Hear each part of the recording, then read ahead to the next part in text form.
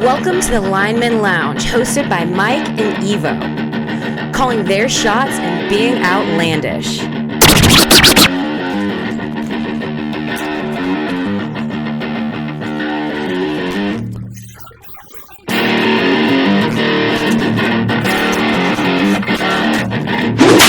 Breaking news from the Lineman Lounge. My fantasy football team just took a huge fucking hit.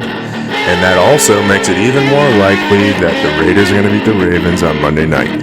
Le'Veon Bell is about to be your starter. Latavius Murray is going to go there as well. Jesus, fuck my ass. Get ready for the thickest podcast in the game. Coming to you from Hangar 6, where sleeves are optional. Strap in. The show starts right now. ¿Cómo están, bitches? This is the Lineman Lounge, hosted by myself, Mike, and my guy over here, Evo. Welcome in to Hangar 6, where sleeves are optional. This is the thickest podcast in sports, and we have a very exciting day. I got a lot of shit going on right in front of me. I got my notes and stuff. I got the Ohio State game going on because we got college football going on Saturday. We got some UFC tonight. We've had some awesome things happen throughout the world of sports and Major League Baseball. There was a big trade in the NHL. There were some also not great things, depending on what side of the coin you're on in the NFL, the OBJ trade, Aaron Rodgers news. But we're going to get into all of that. We got a busy show. You got anything before we just get rolling right into this thing, man? Oh yeah, it's going to be fun. I'm operating off of like 3 hours of sleep, so I'm gonna do my fucking best, and it's probably going to make for a good show because I'll say some stupid shit, hopefully. Hell yeah. Are you operating off of 3 hours of sleep because you were doing your fucking best last night? Sure. All right. I'll say something like that. Something like that? Yeah. Maybe you had a very nice young lady spend some time with you? No comment. Good. I like it. That's the way it should be. Got to keep it classy. But yeah, so a lot of stuff happened in sports over this past week. Wild. Like we talked about this, or I said, I think last time, it feels like it's just so long since, in between pods that so much stuff is happening. I mean, we went from last recording coming in here as a fucking spaceman going out for Halloween, right? To we have a new World Series champion in the MLB. So Atlanta Braves, how about it? I'm so fucking excited for the Atlanta Braves and the Atlanta Braves fans. Now, you guys have heard me say I'm not a big Braves fan. I don't dislike their fan base. I don't dislike the team. But this is a team that I watched beat the Cleveland Indians in a World Series, so it hurts, right? Same way I feel about the Cubs. Now, when the Cubs beat us, congratulations to them. They had been waiting for so long to see a World Series champion, so it was awesome for them. But it hurts because they beat my team. The Braves, awesome. Great fucking job. Way to stick it to those cheating ass Astros. I am so pumped that the Astros did not win because them winning in this year kind of would have validated how good they were before, right? Now they still have not won without the allegation of cheating. And that's gonna continue to linger until they can win a World Series without the lingering cheating effect being there. So that's fucking great. I love it for baseball because it's been a while since the Braves have won. We've seen the Astros there, even though they fucking cheated to do it. So I'm very happy for the Braves. Yeah, me too. I'm absolutely happy for the Braves. I know that we got at least one buddy, or I got a buddy that works over for the maintenance side of things. It's an Astros fan, and yeah, I'm sure he's probably bummed about it. But look, you had your time, yeah, and it is a little bit silly now. Oh well, that's what happens when you cheat. Yeah, and I'm super stoked for the Braves. It's good. It's been a while, and like you said, once the Astros can, win one without the allegations of cheating, just because it's that easy to just go and win one. It's just that easy. Then you're good to go after that. Yeah, that stain is going to be there, and that's one thing that I really like about this. So we talked about last time. A lot of the guys that I went to college with, played football with in college, they're from the Houston area. They're Astros fans, so they were pulling hard for the Astros, and it's awesome that they lost. Now there was some pretty cool things that happened. World Series first. Jorge Soler leads off game one with a leadoff home run. That's never been done in the history of baseball. And we've talked about it before. Baseball has been played for a super long fucking time. So anytime you can be the first to do something in almost 200 years of baseball, that's pretty goddamn impressive.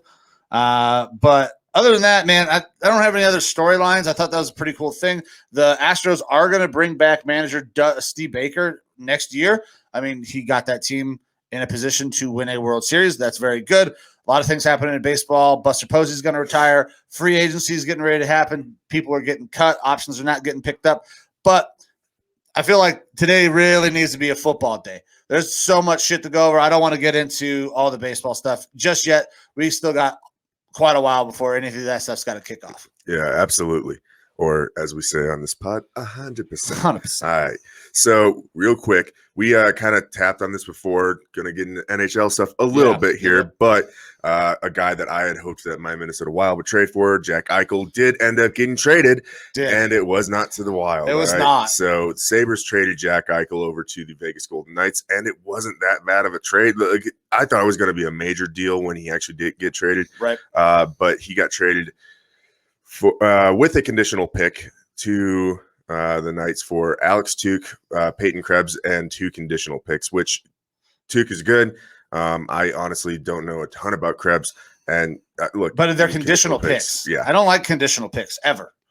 Right? I mean, unless you are the Eagles and you're getting what looks to be a first-round pick out of Carson Wentz now, that's a good conditional pick.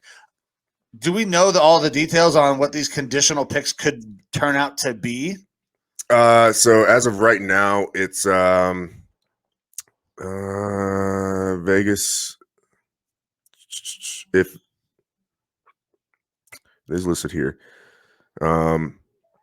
so those picks are a future first round pick and a future second rounder. Okay. Vegas will also get a future third round draft pick Vegas. Let's see. So Vegas is getting Eichel into third. Yeah, Eichel in a third. They're sending over 2 players, a first and a second. But if the Vegas first round pick in 2022 is not a top 10 selection, then the Sabres will get a 2022 first rounder and a 2023 second rounder. Oh. It's basically modifiers. So I don't mind that then, because those are like your protected picks in the NBA. So if it's not at least a top 10 pick, like, hey, we are going to use this pick to get better, you're going to give us more fucking picks. That's a good trade. That's good for the Sabres. I mean, this is a great play for the fucking Vegas Knights as well. Yep, Eichel's a stud. Absolutely. The Knights have not been great to start the year. I've actually been trying to keep up on my hockey. We talked about it. Yep. I actually won a bet the other night on some hockey. Nice. Betting on Nashville. All right. So I'm trying to get into that hockey mode. Yeah, for sure. Now the thing with picks in certain sports, draft picks matter a lot, and sometimes they don't. This ain't one. NFL is draft picks matter. Yeah. Right. Well, unless you're the Rams. True. They just fuck the house. Yeah. That's fuck them picks. Yeah. That's pretty funny that his kids, the head coach's kids or the GM's kids got him a cup that said "fuck them picks." Yeah. But in the NHL, picks matter, but they don't matter as much. Right. A lot of times you're getting young 18, 19-year-old prospects from Europe and stuff like that, or from college, and then they are not even necessarily coming to your team straight yet. They're those developmental systems. Exactly. They might work out, they might not. And I don't know if a lot of people know that about hockey, is that they have a very good developmental setup. Like the NFL doesn't have a developmental league. They have college football, and then you go to the fucking pros. Baseball, you got AAA, AA, single A, you got high A, low A, fucking summer ball. We got all sorts of shit. And the NHL is very, very similar in that aspect. They have a bunch of lower affiliates that they can send these guys to. So that's where these picks are going to get groomed. We probably won't see these picks for a few years unless they are just unbelievable. Yeah. Was it Connor McDavid, right? Yeah, it can take a while, but unless a guy's one of those undeniable type players, those are the ones that every, 4 or 5 years, you'll see one come along and they get taken in those first pick or two. Right. And those are the guys that are going to get accelerated really quick. Yeah. But that's, those are just like the rare occasions. That's not the norm. So, but either way, cool that trade went down. I was still bummed that it wasn't to my Wild, though the Wild are having a pretty good start to their year so far. Eichel actually went out in an interview and said, I was pretty sure I was going to the Wild there for a while. So, obviously it wasn't just me hoping that it was going to happen. There was a little bit of steam to that. So that's a bummer, but hey, hockey's going on. I'm enjoying watching it and enjoying getting back into that. But big thing today for me, I've been so fucking stoked for this. We got awesome UFC going on. We've alluded to it the past couple episodes. Awesome fights going on tonight. UFC 268. Yes. I'm super pumped for this. I'm pretty sure I'm actually let me find the right way to phrase this. Yep, walk that back for a second. I know exactly where you're going. I am pretty sure that I'm going to once again give my money to the UFC. Because on this show, we only get things through completely legal above board methods. 100%. And we're thinking about doing that again today. Yeah, I'm pretty sure that tonight is going to be a time where I'm definitely going to give my money to them again, because I do it all the time. Absolutely. Yeah, so every single fight on the main card, oh my god, is one that you want to see. Now, and there's some things I want to see on the prelims too. I want to see Iaquinta fight again. It's been a while since I've seen him fight. He's pretty exciting. He showed up for a title fight that he had no purpose being in on short notice and put up a good fight. I'm pretty pumped to see that. Let's get into the main card though, because that's what most people are going to be trying to go watch. Okay. So starting off, Justin Gaethje and Michael Chandler. All right. What a way to kick off a fucking pay-per-view. This is a title shot fight. This is somebody's getting a title shot off of this fight. Chandler obviously is pretty deserving, but Gaethje's come out and said his last loss was Khabib. He's come out and said, if I win this fight, I don't see any way that I'm not getting the title fight. Yeah, he should. He hasn't lost since Khabib. And Khabib is the greatest of all time in that weight class. And after Khabib beat him, he was like, yeah, I'm done. I'm retiring, which bummer not seeing him fight anymore and everything. But because I think that he's the one guy to throw in the mix that just kind of dominates all of them. And you just keep on seeing guys go against him. But Gaethje's up there, man. I mean, Chandler's great too, but I'm not a big Chandler guy. Okay, so he comes over from another promotion very quickly, is tossed up high in the ranks, wins one, loses one. Now, he's perpetually in this the one that he won, contention. I felt pretty good about. I didn't feel good about him as good after that loss or whatever, and he is coming in pretty cocky. But I think this is a good fight.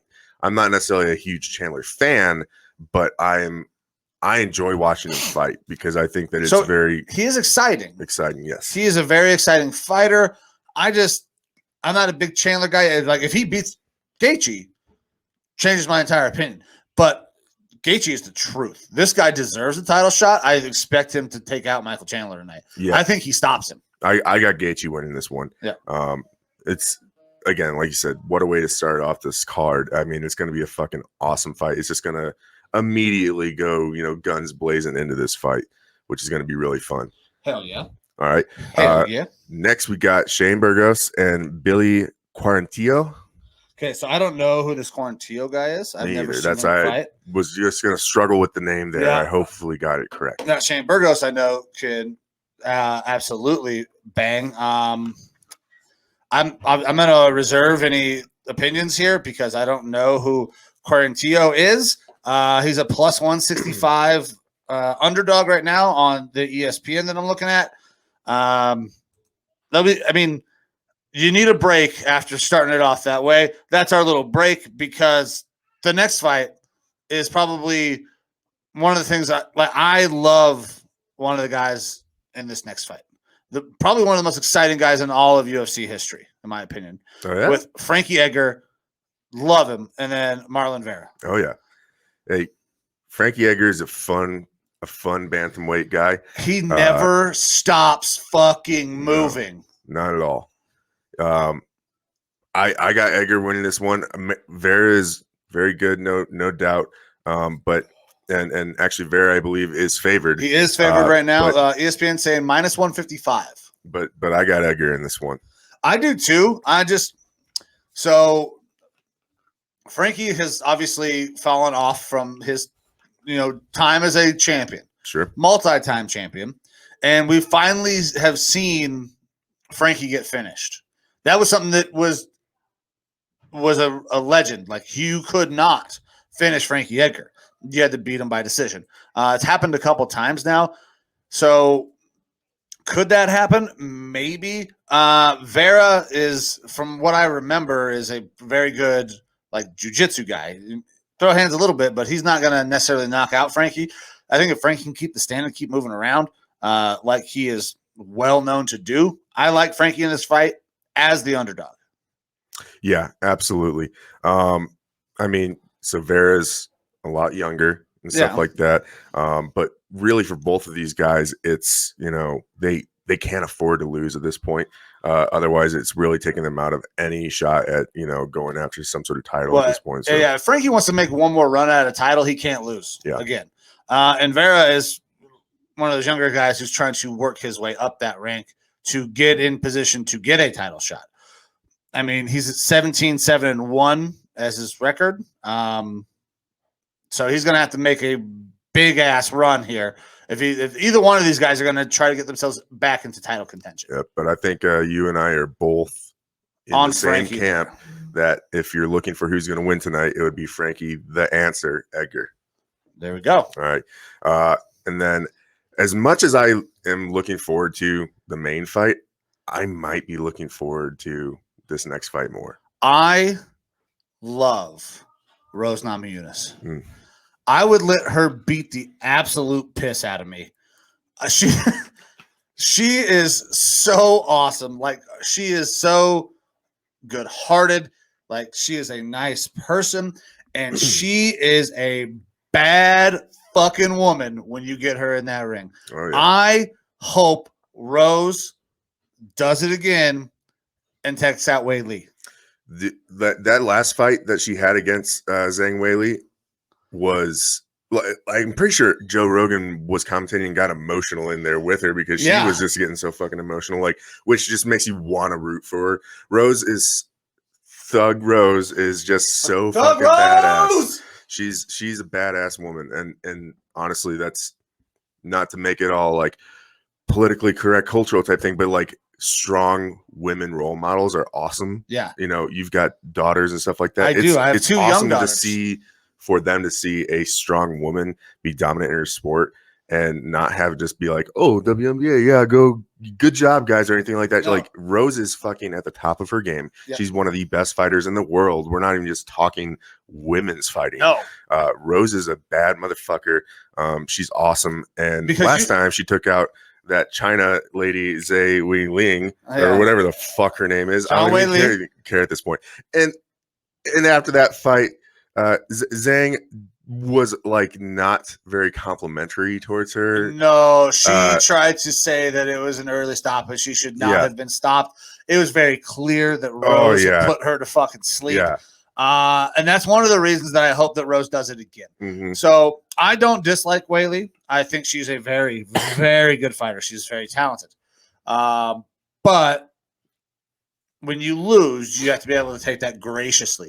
That's something that we have seen from Rose. I didn't have a problem with Zhang up until that point where she was kind of oh yeah, she, this wasn't a very correctly called fight and blah, blah, blah. Yeah. And I was kind of shut up, fuck you now. Yeah. Rose just fucking whooped your ass. She kicked you. Take it. Square in the face. Yeah. And you went to sleep. I mean, that's what happens when a badass bitch kicks you right in the jugular. You're gonna go to sleep. Absolutely. So I hope Rose does it again. I love Rose. She's one of my favorite fighters to watch. So man, I'm so fucking pumped for this card. The only thing that worries me, Rose started out as the favorite in this fight. Mhm. The line has changed. Yeah, she's the underdog right now. Wei Lee is now the minus 125 favorite. Rose plus 105 underdog. Look, that just makes it easier for me to bet on Rose. I was going to bet on her in the first place, and Now that you're sounds getting like more money. money. That sounds like more money to me. Yeah. You know? All right. And I guess we can move on to our welterweight title fight main event. Yeah. Kamaru Usman and Colby Covington. Yeah. I can't wait to watch Usman absolutely sleep Covington. I do not like Covington. Dude, we're on the same page here. Usman all day. Yeah. Like Colby Covington is a very, very good fighter. Yes, he's excellent. Extremely good. But Usman's a fucking assassin, dude. He is unbelievable. So early on, like probably when he beat Covington in the first place, I wasn't real high on Usman. From that time, his game has evolved so much. I mean, he's always been a very good wrestler. He's been able to dominate people on the ground. Now his fucking hands match all of his other game. He is so good. Like he fucking he's starched. Oh, God damn it. Masvidal. Yeah. And Masvidal has never been knocked out in his entire life. He's had like 40 fights, never been knocked out. Mm-hmm. And Usman fucking starched him. So I got Usman. I got a bet on this fight for it to end in a KO, TKO. There is no fucking way this thing is going to a decision. Yeah, the Nigerian Nightmare is going to fucking probably put Colby Covington to sleep tonight. That's what I'm predicting. Yeah. Look, I'm hoping for one of those good explosive matches, but I just don't see any given day, you know, you can catch a wrong punch or something like that or get in bad position, get, you know, tapped. I just don't see it happening with Usman, man. He's just so fucking awesome. Yeah. Even going up against a talent like Colby Covington, Usman all day for me, man. All day. Usman is working his way up that ladder of greatest welterweights of all time right now. He is, if he continues, he's going to run out of guys to fight at some point pretty soon. Now, I mean, Gaethje's a welterweight, right? No. One up. Lightweight. Okay, so lightweight. Gaethje is one up from the welters. That would be an interesting fight. That's a fight that I would like to see. But at that welterweight class, Usman is far and away the best guy. Now there's exciting guys like a Masvidal, But I mean, Jorge's time has passed. Yeah, Jorge's an exciting guy. Yeah, he's watching a fun guy to root for. It's like watching Nate Diaz fight. Absolutely, Nate Diaz is an awesome fight. If Nate Diaz is fighting, I'm fucking watching. But his time is well past. Yeah. So who else is in that division? I mean, it's Covington right now. That's it. And Covington is about to go fucking night. More than likely. I mean, that's what we're predicting here, everybody. But you never really know. I mean, anything can happen. Anything could happen in a fight. Anything can happen in a fight. But my money is on Usman. I'm pulling up these welterweight standings. Just I want to see who else is out there. I mean, Gilbert Burns. No. Okay. No. Gilbert Burns is a wrestler, and Usman is probably a better wrestler. That's true. And that's, like you said, Usman started off being solid with his wrestling. Yeah. Vicente Luque. No. Khamzat Chimaev. Okay, so that is one that will eventually happen. Yep. Because Chimaev is going to continue to climb because he's so dominant on the ground. He is a Khabib light. Yeah. And then I'm just really scrolling down this list because I'm not having anyone that's popping off to me. It's Covington. That's it. You are seeing like your Nate Diaz, your Jorge Masvidal and stuff like that. Guys that are outside of their prime. Yeah, that's pretty much it. That's it. It's Covington. Yeah. This is a fight. When he starts him, who's he going to fight? That's the problem. Because he's got to fight. He's got to fight probably at least once every 6 months. Probably, yeah. I feel like Khamzat might get a shot at him here before too long, but I mean, again, I still feel like that's at least a year away, though. Yeah, because Khamzat's got to win against a couple of top 5 competitors at least, or Khamzat is 5. He's 5. He's but 5 right now. Has he beat any top 5 competitors? Though? I don't think he has. No. I think he's just been dominant against lower ranking guys, which is why he's moved up so high. Like the most recent fight I believe that he's had was against number 12, Li Jiling. I'm sorry. Yeah, he's not even fighting top 10 guys. So, I mean, Khamzat is going to be very good. You can see the things that he can do is amazing, but he needs to fight some top ranked guys first before I'm putting him in the ring with the fucking Nigerian Nightmare, who is I don't know if he's as good as a wrestler as Khamzat, but if by any chance Usman catches him with a hand, that scrawny little fuck's he's going to die. I'm going 9-9. Yeah. All right. We got anything else on the UFC? I don't think so. Look, awesome fights tonight. This is the biggest card of the year. Yeah. I think there's no doubt about it. I don't know if there's a card I've been more excited for in quite some time. That's the thing is sometimes you'll get some of these awesome cards where it's like you have 2 to 3 like really standout fights that you want to see. Yeah. We're looking at 5 fights that are absolutely worth it. Yeah. If you're looking to purchase UFC for this is one of those fights or one of those cards that it is absolutely worth your money at this point. Yeah, because I always spend my money on the UFC, and I'm going to definitely spend my money again tonight on the UFC. And even if you guys are not sure, watch the prelims. There are good fights on the prelims. If you're not sure if you want to buy the main card, the prelims are going to be really good fights, and that is just a taste of the awesome shit that's going to happen on the main card. For sure. So. All righty, man. So we can jump from UFC and talk NCAA football real quick and then get into the old NFL. Yeah, so NCAA football, not a lot of big games going on today. We got an academy game. We got Army, Air Force, and a real fucking barn burner, 14-9. So go Army. I wish I had joined the Air Force instead, but go Army.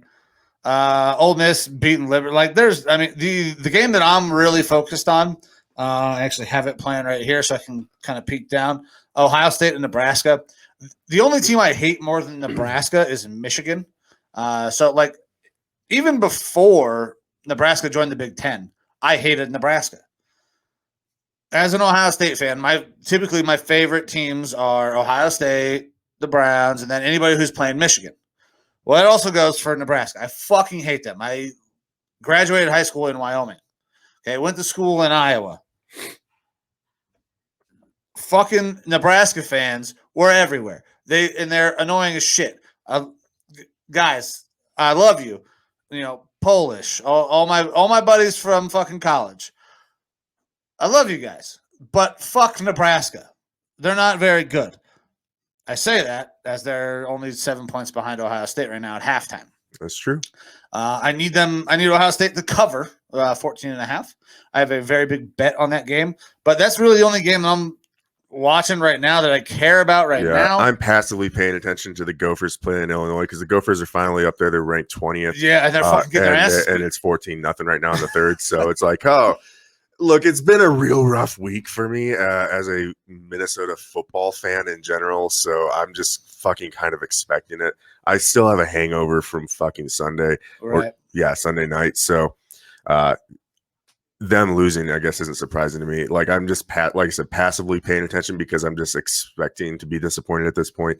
So now the only game that I really see of note that's worth mentioning, it's a battle of top 15 teams. Yeah. So we got Auburn and Texas A&M, both 6-2. Auburn ranked 13, A&M ranked 14. I think A&M will win. But there's nothing super exciting other than the fact that if Ohio State doesn't fucking cover, I'm going to be very upset and I might get housed. And I hope I make it to Covington and Usman. Yeah, absolutely. All right, man. NFL. Let's fucking do it. All right. So, are we starting with games or are we starting with the football stories that are not actually football stories? Let's talk about them football stories first. Okay. So, I don't know if you guys have heard, but Aaron Rodgers is not vaccinated against COVID-19.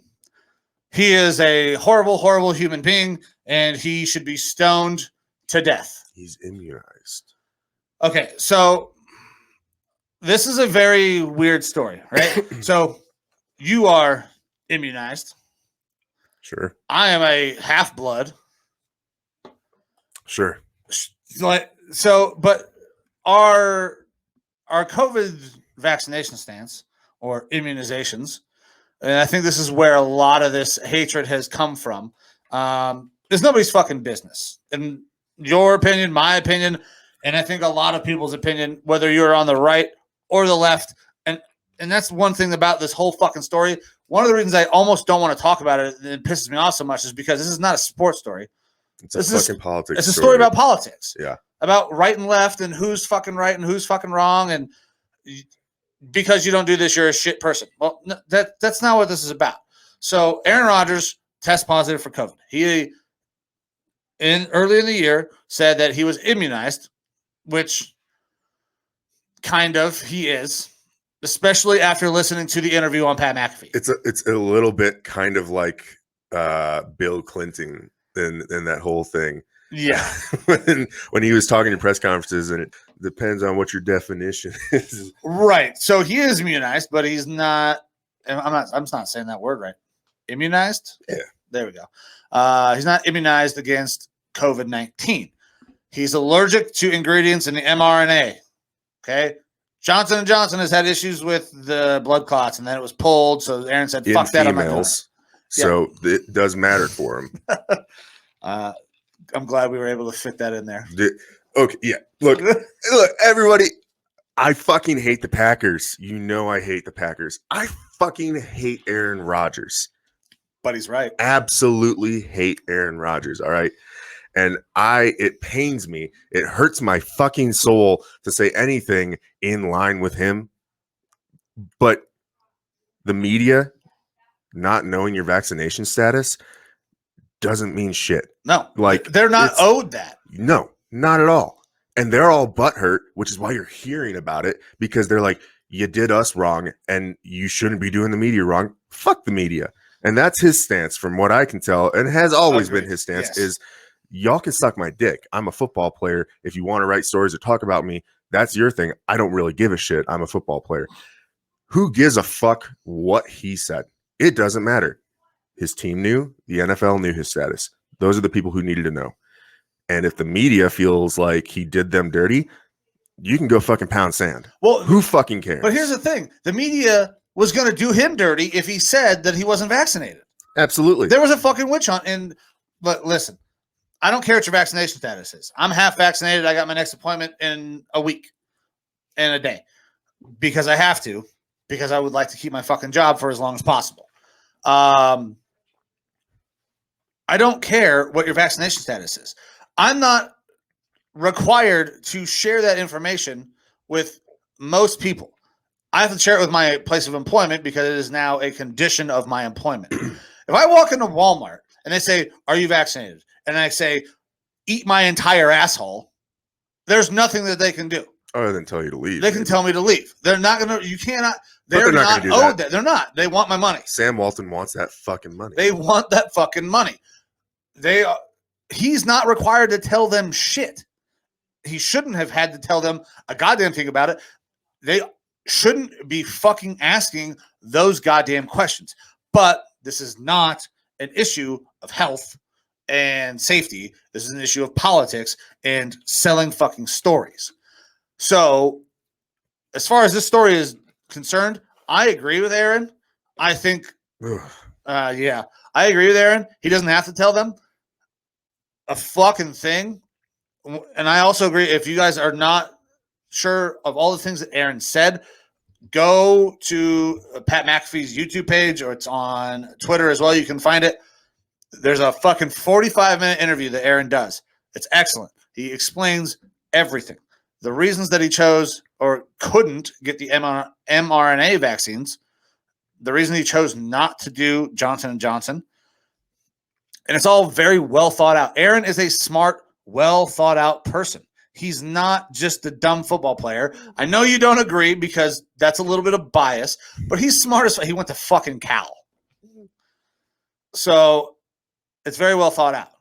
Don't make this a right and left issue. Think about it from a health standpoint. If you are a professional athlete, you're going to do what is in the best interest of your body because your body makes you a metric fuck ton of money.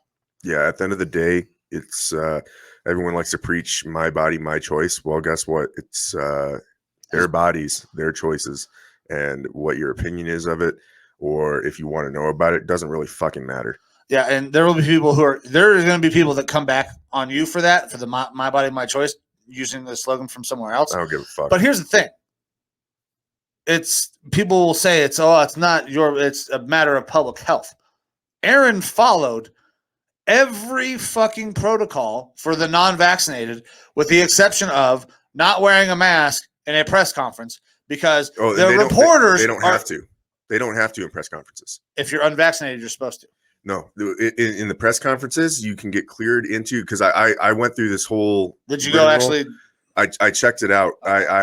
Because I found out like if you are active on the 53-man roster, and whether or not you're vaccinated, you don't have to wear a mask on the sidelines. If you are not active for game day and you are vaccinated, you don't have to wear a mask on the sidelines. If you are unvaccinated and not active, you have to wear a mask on the side. So on the sidelines. And then when we saw Carson Wentz on Thursday night wearing a mask, I was very worried if he wasn't coming back in. It's their choice as well. If they want, regardless of their status, if they want to wear a mask, they absolutely can. And then for the press conferences, everyone going into those press conferences has been tested and cleared. Yeah. No, they just have to be tested and cleared. So then nobody in the room has fucking COVID. Yeah. So nobody in the room can get COVID. Right. And then even then, it is still your choice whether to wear a mask or not. So even if you are, a player going up there who's unvaccinated, you don't have to wear a mask because you've been cleared prior to entering the room along with everyone else. Well, the unvaccinated players get tested every fucking day. Mm-hmm. All right. I could spend an hour going over the lack of logic that the NFL has put in place, that society has put in place. If you want to get vaccinated, get fucking vaccinated. I'm getting vaccinated. You're already vaccinated. I don't want to, but I fucking have to. Do what is best for yourself, your body, your family. And if it means you have to do it to make money, and that's best for your family, fucking do it. I don't know what else to tell you. Yeah, this is just, look, Rodgers has been getting kind of beat up by the media a lot this past news cycle this year. That's also because he is sorts of shit. He's not talking to them anymore. Mm-hmm. All of the things that you hear about Aaron Rodgers is strictly coming from Pat McAfee. He does an interview every Tuesday with Pat. But even going back to the draft and everything, and when he was talking about retiring or wanting to trade and stuff like that, yes. Like he has been a focal point, and it's not been a positive focal point in the media, which is perfectly fine because fuck him. But yeah, but why? They have to have a heel. You're saying fuck him because you're a Vikings fan. Yeah, but they have to have a heel. They always want someone to be a heel. Man, in their media I'll tell you what, they have to have a negative guy. Look, there's positive media, there's negative media, and unfortunately, positive media does not sell as good as negative. Yeah. And so they're going to find a heel. They're going to find someone to go after. He happens to be the one this year. Perfectly fine. Fuck him. And that's what the media is going on here. They're going to find a negative reason to go after Aaron Rodgers at this point, even if it has no fucking legs to stand on, because who gives a fuck?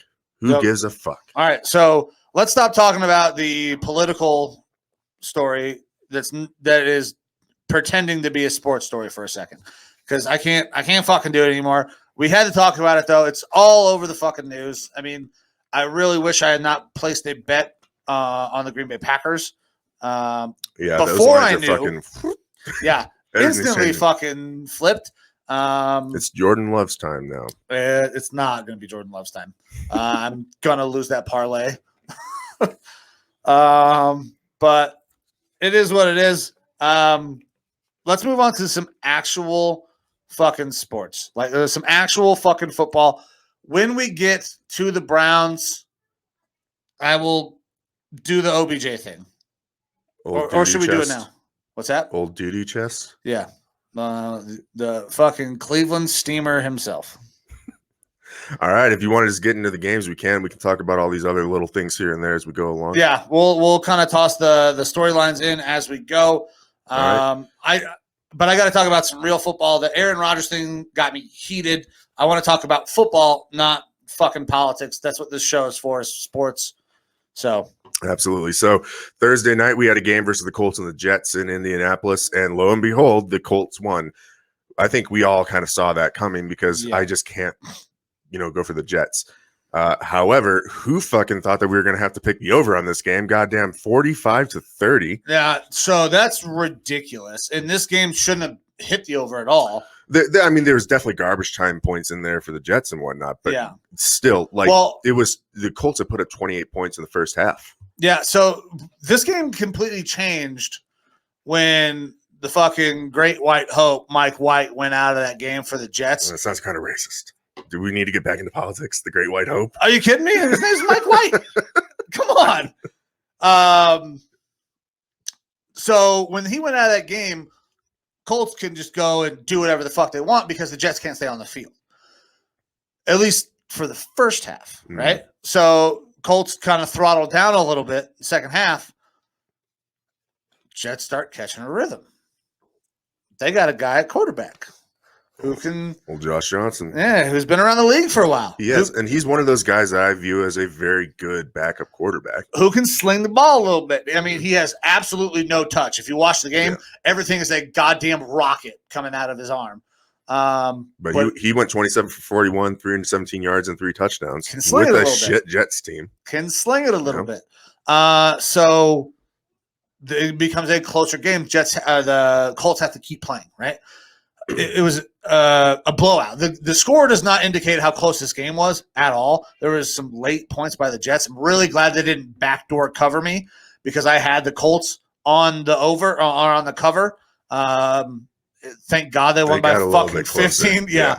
But Jonathan Taylor had an amazing night. I was very surprised that they kept Carson in that game. I saw him on the sideline wearing the mask. Yeah. I thought he was coming out because they were beating the shit out of the Jets at one point. I expected them to throttle down in the second half, but they throttled down a little bit too much. I would have expected them to, take out some of the starters, but it seemed like their game plan was just, attrition at this point. We're just going to. And then they had to continue to play. Mm-hmm. Carson hits the over on my bet.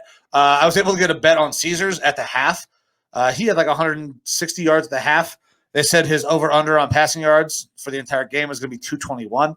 I definitely took that over at $100, so that was very nice. Nice. I was very worried that it was not going to hit because they were killing them so badly, but he stayed in the game. He ended up hitting the over that I had on my parlay on FanDuel, so I ended up hitting my parlay. So it was a great night betting on the Colts to do a lot of things. It'll be interesting going forward, I think, with the Jets to watch what happens with this quarterback situation. Yeah, because I never expected a quarterback controversy or anything like that to be happening with the Jets. So I did. Well, I know that you've got your thoughts on their rookie quarterback, Zack Wilson, but I didn't expect there to be a backup that was going to legitimately challenge and make the fan base rethink who they wanted to root for. And it just fucking came out of nowhere with Mike White. And now Johnson. So Johnson's not going to be the guy. Johnson's never going to be the guy. Mike White could cause the controversy. He's actually already starting those conversations of Mike White can play in the system. Mike White is good for Salah's group. Which I think is a little bit early to say that. He definitely looked good in his first game. It is early, but Mike White's sample size, Zack Wilson's sample size. They're about the fucking same. Who's played better? White. Without question. Yeah, absolutely. Without question. Zack Wilson, I'm going to go ahead and put this up on the screen. Zack Wilson is QB3 for the New York Jets right now. And that's where he fucking should be. He was overdrafted. Okay? You guys have heard me say it 100 times. He was overdrafted. He is a Blaine Gabbert replica. He is not a franchise guy. Mike Greenberg on ESPN is like, what the hell do we do when we got the number 2 guy who's getting outplayed by a guy who was drafted in the fucking 6th round out of UCF, but didn't come from UCF, then went to, I think, Northern Illinois is where Mike White went to after he transferred out of UCF with the injury. No. So Mike White has had a weird up and down career. late bloomer, late scholarship offers, goes to UCF, does not play well. I want to say he went to Northern Illinois after UCF, but I could be wrong on the school he went to after UCF. And when he gets to that other program, absolutely fucking blows up. He's a late bloomer. He's been in the league for 2 years now, getting an opportunity and is absolutely crushing the chances that he's had. It was University of Southern Florida and Western Kentucky University. Western Kentucky, not Northern Illinois. Okay. So yeah, Mike White is a guy that had an offer, didn't play good, got better as he got older, as he's had more opportunity. Maybe Zack Wilson's a late bloomer too. I mean, he didn't come on. Maybe he's Josh Rosen. He didn't come onto the scene at BYU until late, right? Then he was just all fucking worldly. Or maybe he's like, I don't know, a Josh Rosen, a Blaine Gabbert, a Mitchell Trubisky, who has a really good year at the end of their college career, and then cannot fucking translate to the NFL. Maybe that's a possibility.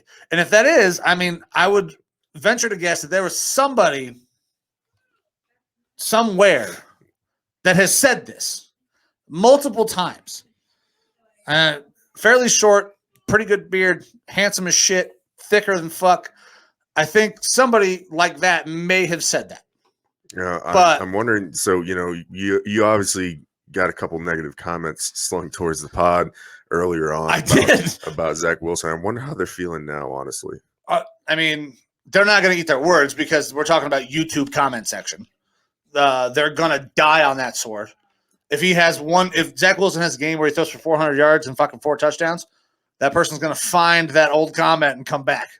Even if Zack Wilson is one of the worst starters in the league. Because that's how YouTube comments work. Yeah. But I'm not worried about that. There is a real controversy going to be brewing here in New York, especially if Mike White is not out for long term. I don't know what we have heard about his arm yet. It looked like there might have been a tendon in his forearm that was affecting his hand. Why he went out of that game, I don't know, though. I didn't actually get to see the injury because I was too busy working. You were flying, right? Yeah, I was. Yeah, fuck that job. Yeah. It's rough right now. Yeah. It's rough. Yeah, it's I'd like to keep my job for as long as possible, so I'm not going to say anything else. All righty. Well, with that, I think we can move on to Sunday's games. We got that stuff going down tomorrow. So we're going to skip over 2 of the early games and go straight into the Broncos at the Cowboys. You got the 6-1 Cowboys. They should have their quarterback Dak back in there. And the line right now is Dallas -10 on ESPN here. The Broncos are okay. Yeah, or they were. Yeah. But I think that when you start to see them do things like at the trade deadline here, move Von Miller, I think it is an admission on their part that they are ready to look forward to next season. Yeah, they're punting on the season by getting rid of Von. They did the trade with my Vikings earlier in the week to get Stephen Weatherly, who is a backup defensive end who can step in and play some as a starter, but he's not the type of guy that you want in there full time by any means. But they had, they've got Chubb down and stuff like that. They've got other injuries going on. So it made sense for them to go out and get a Weatherly if they thought that, they need a guy that can come in and play a little bit here and there, but not to be the main guy, just to get them through a little bit of a tough time. But then to go ahead and trade away Von Miller, it's like, yeah, so okay, that was a preemptive move because they were planning on getting rid of Miller. They needed a guy to fill in at a DN, stand up outside edge spot, and they get that guy so they can still play fucking football. Yep. Because they are missing Chubb. But this is a punt. The Broncos are done. Their season's over. They're almost admitting it right now. It's a sign to everyone on the team has to know at this point, okay, now every other game that I'm playing this year is just to kind of press my resume a little bit. Correct.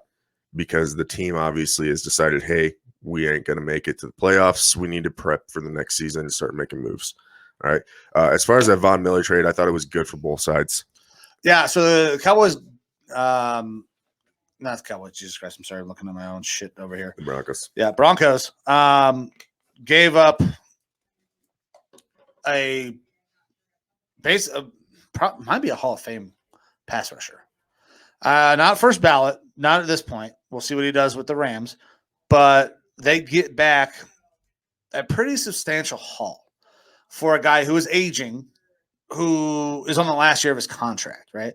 Last year of his contract, you're not typically going to get a lot because now the Rams are going to have to find a way to re-sign him. Yeah. And the Rams are perpetually in salary cap hell because cap is fuck them picks. Cap is a myth. It is.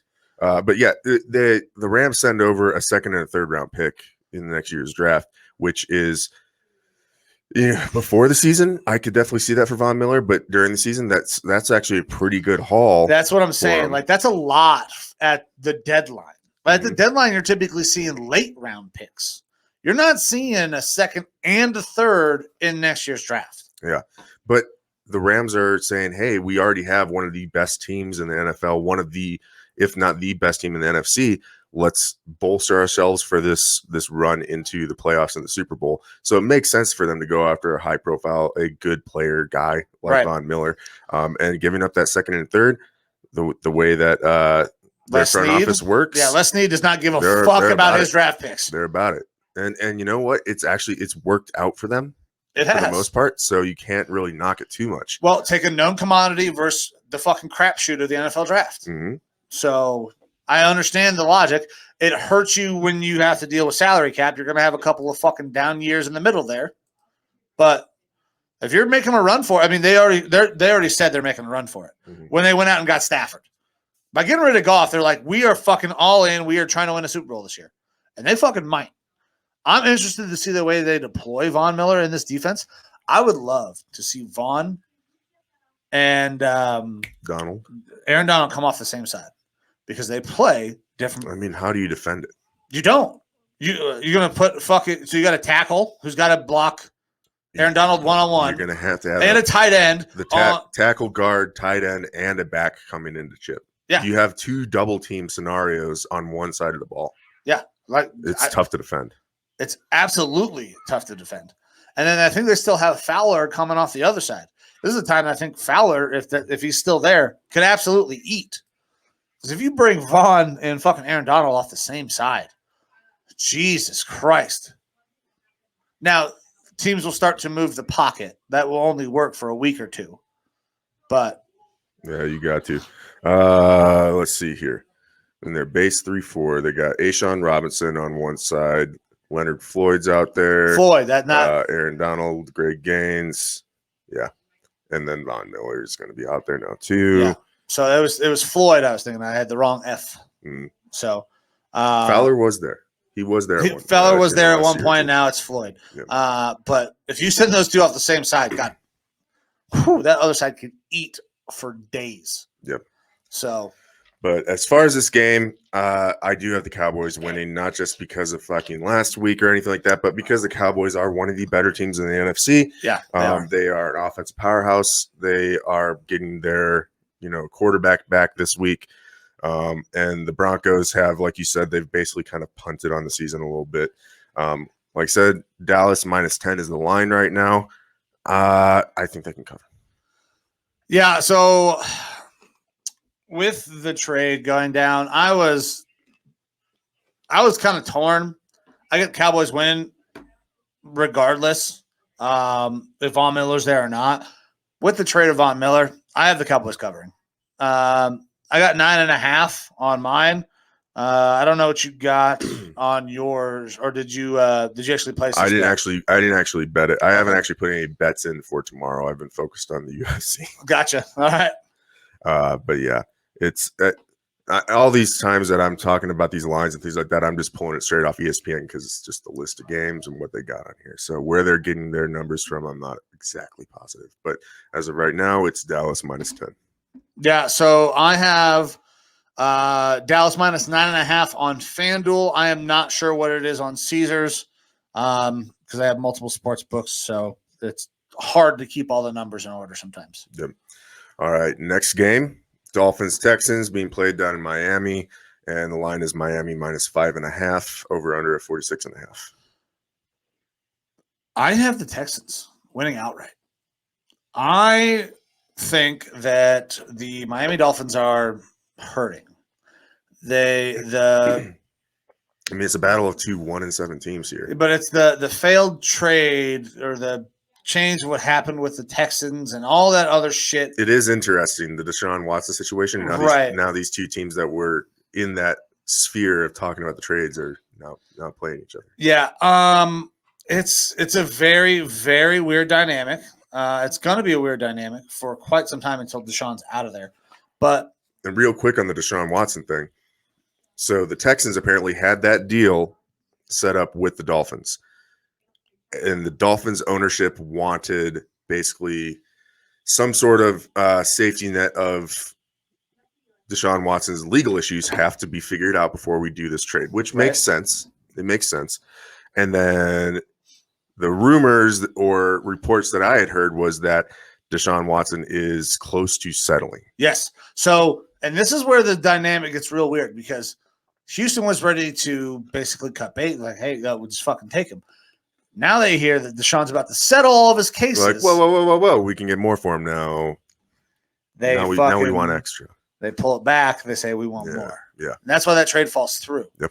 So Miami was going to make that trade. They were. That was absolutely going to happen until Houston asked for more. So now Tua knows that he was gone. On a Miami team that's 1-7 has not played very good. Tyrod Taylor back for the Texans this week. I got the Texans. This is actually a toss-up for me, honestly. I don't know who's going to win. I think with Tua in that whole situation that this ends up motivating him more. He actually has looked okay. He's looked a little bit better. He is now missing Devontae Parker, who is now on the IR as well, though. Okay. So that fucking hurts my fantasy team. Yeah, I thought you had him starting this week. I did. He's not anymore. Because we're playing each other. We are. Yeah, so I figured we'd get to that towards the end. Yeah. But I think Tua knowing that, hey, okay, my team that drafted me is ready to trade me.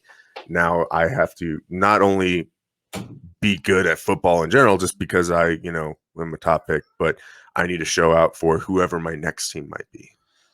Yeah, but he's not going to get to pick his next team. Probably not. He's not. I mean, he's going to be a part of a trade package somewhere. Yeah. It's probably going to be an NBA-style trade, 3-team trade. Somebody's getting Tua. Miami's getting fucking Deshaun. Can I have that? Thank you. I went out there to grab it, and I fucking forgot it. Oh. Get right to the ball. But yeah, I think that it could motivate Tua a little bit more to be like, okay, I want to make Miami feel a little foolish for thinking that they should get rid of me. I don't know that he has that in him to actually make them look foolish. Think he does. But I think that we could see a little uptick in his play, that he might have that little bit of a chip on his shoulder now. But at the end of the day, like, it's just tough for me to pick one of these two teams. It's a toss-up for me. I'm probably leaning towards the Texans, but it's like I can make arguments for both teams here. It's tough. Yeah, so with Tyrod coming back is the deciding factor for me. They didn't look terrible when Tyrod was playing. Now I'll say I'm for sure taking the line on this one for the Texans because with the line right now being Miami -5.5 and me thinking that it's going to be a toss-up game, so then I'm taking the line for the Texans. Yeah, absolutely. There's no reason not to, but I'm taking the Texans outright. I would say this is an upset, but then I look at their records and they're both 1-7. They're dog shit. And I'm starting to think that Miami may be looking for a new number one quarterback unless they make that trade for Deshaun. And also, this is a terrible year to need a fucking quarterback in college football. Absolutely. All righty. Next game, Saints and Falcons being played in New Orleans. This game is a little bit different because Jameis isn't playing. Yeah. He's out for the year. Torn ACL. So Trevor Simeon is going to be the guy. Taysom Hill is active. It's supposed to be active. Yeah. So we're probably going to see him mixed in there a lot more. Did they announce Simeon as the starter? I believe so, yeah. Oh, God damn it. Now, Simeon's an okay backup quarterback, but he's not one of those guys that you want to be out there starting for very many games. No, and he has tape on him that shows him as a starter. It's not like being a guy who just randomly comes in. There's tape on Simeon. And the Falcons have slowly been looking better. Now, I don't think they're a good team, but I think that they are starting to mesh a little bit better. You're seeing, I mean, Ryan is a former really, really good quarterback, and he still has a little bit of that in him, but he is decrepit. But Kyle Pitts is actually coming into his own as well. Cordero Patterson is still looking awesome for them. Now, there is one thing that I'm going to bring up here, and that's Calvin Ridley. All right. Yeah. I think we need to, because we talked about mental health stuff. Now, for those of you who may or may not know, Calvin Ridley is out now for 3 weeks at a minimum, but he has stepped away from football, at least for the time being, to focus on his mental health. For the most part, people have been supportive of this, of like, hey, take your time, get yourself right. That's good. On the flip side, we have Simone Biles, who, and we were talking about her with the Olympics, she caught a lot of heat. Right? I think that's some bullshit. Now, obviously, we were supportive of her on the show, but she caught way more heat than Calvin Ridley has. I don't know if that's some sort of a weird sexist bullshit or whatever, but look, we need to allow people who want to take charge of their mental health to have the, ability to do that without having some sort of recourse against them. The one thing that I wanted to bring up with this, though, which was kind of upsetting to me, maybe I saved this. I don't remember. Maybe I didn't. Oh, yep, definitely. So Marcellus Wiley. Oh. All right, former NFL player. No, I know who pundit. The fuck he is. And he hates. He's been quoted saying, NFL is not the job for the physically weak nor the mentally weak. Hashtag Darwinism, and then in parentheses, but there's always work at the post office, with a little winky face. All right. And then Darius Leonard, premier linebacker for the Colts, came out and said, this is the dumbest shit I've ever heard regarding mental health and what guys are going through. Dude, just shut the fuck up. I stand on what I say about mental health. Y'all don't know what people are going through, and not all people know how to control their mental. All right. Marcellus Wiley. Did he clap back again? Okay, thank God. Just an ignorant fucking statement. Yeah. So, in terms of the comparisons with the NFL player and the female Olympian, I think people get a little heated because it's the Olympics. It's not just my player versus your player. It's our country, right? So people get passionate. Still doesn't make it right that Simone caught so much shit, but people are giving slack in other areas, and because it's not just the NFL. Kevin Love has been very vocal about dealing with mental health issues. This is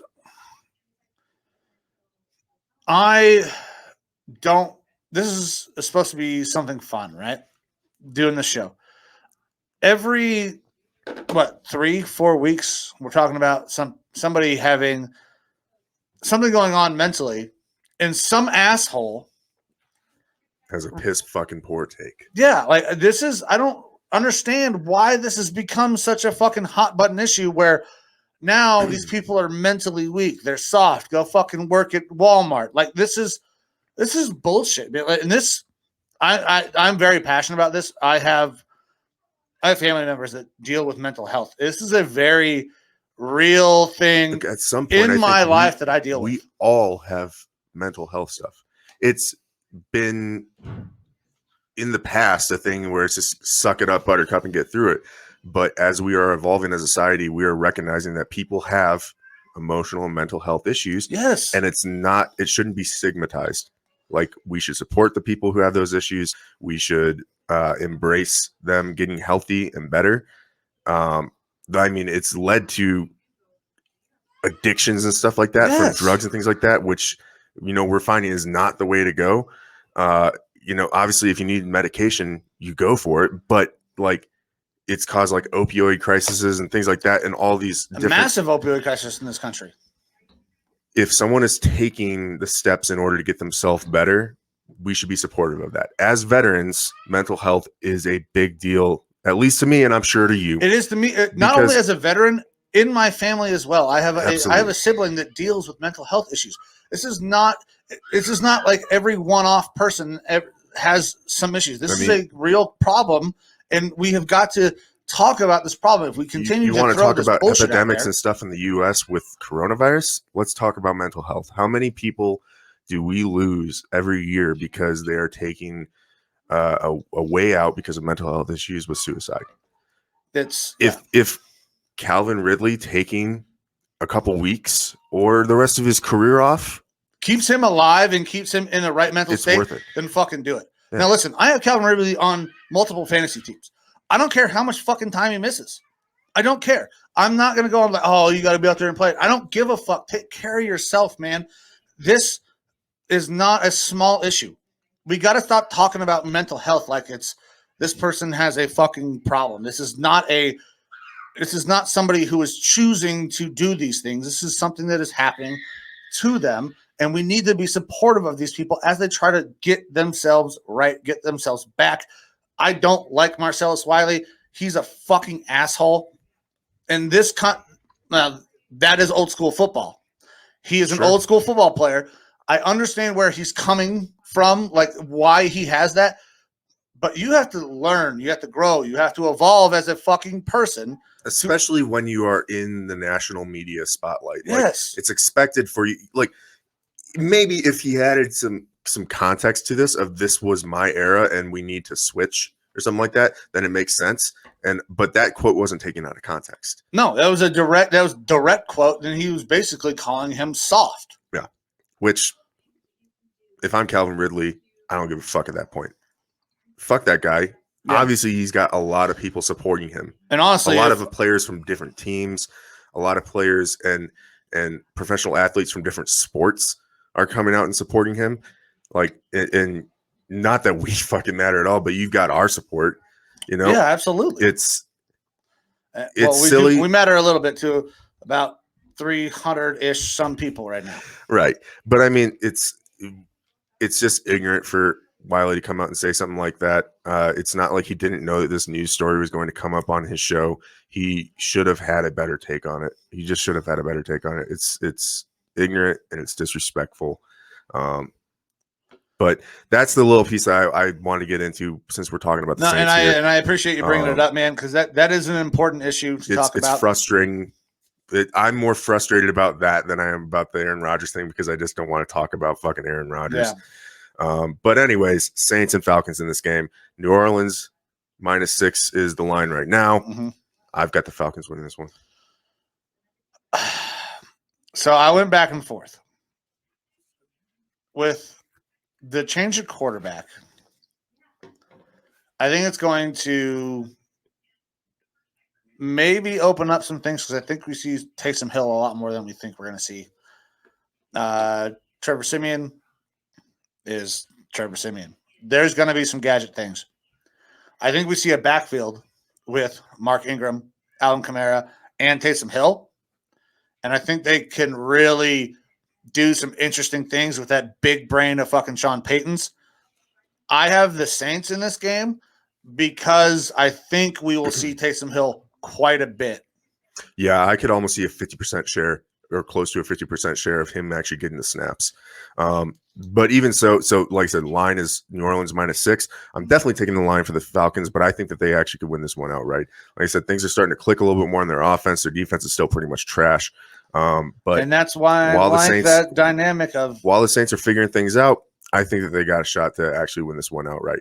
Now, of note, I remember said Kyle Pitts is starting to fit into the game, get into his own here a little bit. He looks like a stud. All right. So you typically think of your, very good tight ends at the end of the year getting roughly how many yards receiving?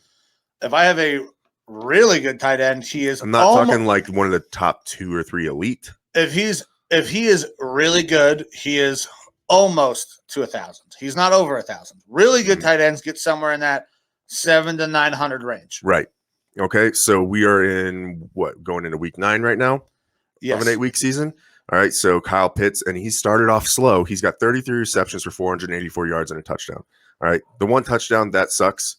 You'd like to see more, especially from a tight end, but he's already at 484 yards halfway through our season. As a rookie, who rookie tight ends usually don't perform that well. He's and starting off slow, he's already kind of like halfway to that litmus mark for me of being considered one of those top end tight ends. Maybe not elite yet, but if this guy gets 800, 900 yards this year and his stock is only climbing right now, I think you're actually seeing why he was taken so early in this draft. Yeah, he's an absolute fucking weapon. I think that Atlanta is improving. Now, the -6 for the Saints is quite a big margin considering they just lost their starting quarterback. Sean Payton does well with his backups, though. I think statistically he does well with them. I think there is a chance that they cover. Am I confident about a cover? Not at all. Because I'm not confident in Trevor Simeon, and I'm not confident in Taysom throwing the ball down the field, which part of this offense is kind of predicated on, to loosen up that defense so Kamara and whoever the hell else they have it back, now Mark Ingram, can kind of eat a little bit. I got the Saints on the win. The cover, I'm not sure. I'm a little wishy-washy on it right now. Trying to see what I decided on my bet, because I did place the full slate of games parlay, trying to make $43,000. That way, if I lose my job, it's not so bad. That would, all of us would take that, but yeah, definitely for you, I'm hoping for the best there. I appreciate that, but all right, moving on. We've got Raiders and the Giants, another early game. This game is being played at the Giants in East Rutherford. Currently, line is Vegas -3. Another unfortunate kind of non-football story that we can bring up. Yeah, here. so that's a lot of today's show is football that's not football stories. I did take the Saints -6.5. Oh, so that's ballsy. Yeah. Henry Ruggs involved in an automobile accident due to his own fault. Driving at over 150 miles an hour with a blood alcohol content of twice the legal limit, double the legal limit. Gets into an accident, rear ends vehicle.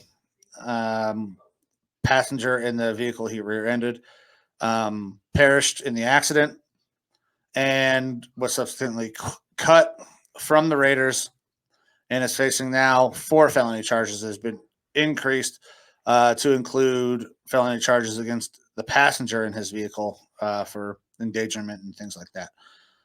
This is a sad, sad story. Obviously, somebody lost their life. That's always terrible. And this is, you can't have a bigger, and I don't want to say endorsement because endorsement's not the right word. I just can't think. Don't fucking drink and drive. I mean, we brought it up last week when we were talking about us going out for Halloween and stuff like that, telling everyone to be safe. We unfortunately see this in regular life, but especially with these professional athletes and stuff like that, the team has people there that can drive you. They will find someone to drive you and take care of you if you're going out to drink. But also you have the money to do that yourself. There's so many options that he could have, taken advantage of. I mean, before driving drunk. We got Uber, we got Lyft, right? And both of us former military, we know the battle buddy system, right? Yep. If one of your buddies calls you and he's out at a bar and he's shit-faced and he's getting ready to drive drunk and he calls you and says, "Hey, man, I got nobody to take me home. Will you come grab me?" Your ass is getting in the car and you're going to go grab him. Yep. And I would guarantee on an NFL team, in an NFL locker room, there's somebody you can call. There's somebody in that organization you can call. Be like, "Hey, man, we need a fucking ride. I can't get a hold of a Lyft or an Uber or whatever the fuck."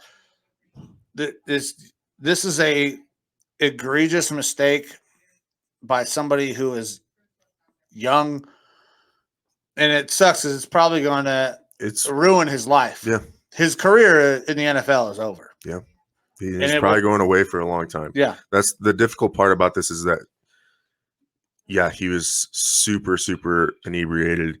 and probably not in the right state of mind to make decisions. But even so, you're an adult, and so you have to live with the consequences of those decisions, even if you're not in complete control of yourself. 150 something miles an hour hitting this vehicle.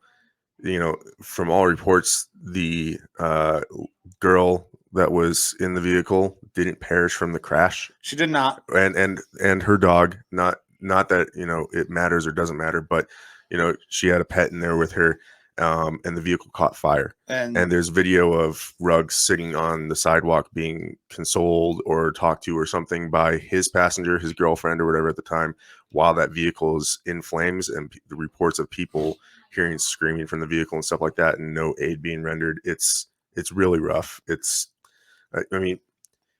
talking about a lot of shit things in the show, but it's fucking horrible, man. But these are things that we need to talk about. Like, even so, we said this is a sports show, right? We talked. There was some politics shit. We talked about mental health. This is another one of those things that sports kind of puts light on other issues. We know they're issues, but when it's in the sports world, it gets highlighted. So we should and we need to talk about it, because these are things that continue to happen. That people die in accidents from drunk drivers all the time, and this is something that can't happen. I just don't know why we can't learn from these lessons, But people are going to make these stupid decisions until we figure out as a society to be better. Really unfortunate what happened there. Obviously, Ruggs is no longer on the team. That's one less receiving threat for the Raiders, and it's kind of tough to talk about the football aspects of it because it's the least important of the aspects. But obviously, this Raiders team has gone through a lot of shit in the past couple of weeks between Gruden and now Ruggs. But they are still a pretty damn good team. We've seen some weaknesses with them. But right now the line is Vegas -3. I have Vegas winning, and I have Vegas covering. I have Vegas winning, and I have Vegas covering. The line that I got was -3.5. The Giants aren't great. The Raiders have been through a lot of things. They are a resilient football team. I think they will pull us out. Now, Saquon Barkley is teetering between whether or not he's ready to come back or not. Earlier in the week, I believe they were expecting Saquon to play and start, and now I'm not so sure that's going to be the case. Which, I don't know, it's kind of like a moot point at this point for me, because I feel like even if he goes back out there, he's not going to be 100%. He's not going to be super effective. And when he has been out there healthy-ish, he's been okay, not super effective anyways, which is unfortunate because, I like Saquon, but I think that his NFL career is quickly turning into just kind of average. I mean, we talked about the fact that we kind of thought that Saquon was a little overrated early on the podcast. That's kind of becoming a thread. I don't want to bury Saquon. I mean, he's obviously a phenomenal fucking athlete. I think he can maybe come back, but there is definitely starting to be that narrative that he's not that guy. So one other note, since we were kind of burying Marcellus Wiley earlier, I'm going to take a shot right now, and I'm going to bury Derek Carr's brother, David Carr. After the Ruggs information came out, he decided that he was going to pump his brother as should be the MVP. That is a completely tone-deaf stance to take in light of the situation that is going on. It is 100% the wrong time, even if Derek is playing like an MVP, pumping that team up. That's not the fucking time to talk about it. Somebody just lost their life. It's completely tone-deaf, and the fact that these people have this national spotlight, it's annoying. But it also gives me some hope that if, we continue to grow as a brand and we can, say things that people, resonate with, and that maybe our brand will grow, because we see people on national TV say these asinine things. but he was completely wrong. I just don't know how they don't have people that check through what they're going to be commenting.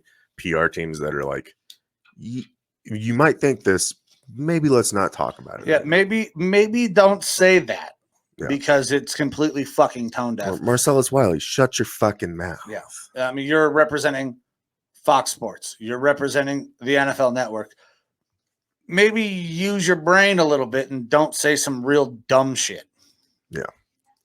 But that's the last thing I had on that. All righty. So you got Raiders in that game? I got Raiders and the cover. Yep, I got Raiders winning and the cover in that one as well. All right, our next game coming up, Patriots and Panthers being played in Charlotte. Currently line is New England -3.5. Now, I watched that Barstool Sports Advisor last night to go through. Now, Dave Portnoy, El Presidente, is a big Patriots fan. Yeah. He went as far as saying that he thinks that the Patriots are the second best team in the AFC. That's a little bit much. But, I mean, they did beat the Chargers last week, who I had as one of my top teams. It was a really big win for them. But I mean, we've seen some weird play. We've seen the Patriots not look great this year. Yeah. We've seen some teams that we thought were really good play not very good. On the flip side, the Panthers started off the season hot as hell, and now they're just kind of starting to look like a dumpster fire, even going as far as benching Darnold and things like that. Sam Darnold has regressed. Yep, he's turned back into Sam Darnold. Yep. So right now, line New England -3.5. I do have New England winning this game. I'm not sold on the Panthers anymore. I think that they have shown their true colors. The Patriots are looking better, and history tells us not to doubt Belichick, that he can figure it out. They are starting to get into a bit of a rhythm. I'm not willing to call them the second best team in the AFC. No. Fuck no. Especially, at 4-4 right now. But they are 3-0 away, and this is an away game for them. They don't play good right now at home for some reason. So playing away, I think, is a good thing for the Patriots at this point. But yeah, I have Patriots winning this game. And I think I probably have them covering with the line being -3.5 here on ESPN right now. Yeah, so I got the Patriots on the win and Patriots on the cover -3.5 as well. I don't trust the Panthers at all. They just got those droppy drops, dude. They keep fucking dropping the ball. Yeah, well, and that doesn't help Sam. And Sam, when he does put good balls on, a good portion of them are being dropped. And he's also throwing some really bad balls again. He's looking like old Sam. Patriots are getting better. There was that report, not to go back to Deshaun Watson, but they're talking about, or a report that the Panthers were willing to trade a whole bunch, including Christian McCaffrey. Now the ownership and everybody for the Panthers have come out and apparently told Christian, like, that's not the case. How many fucking running backs do the Texans need?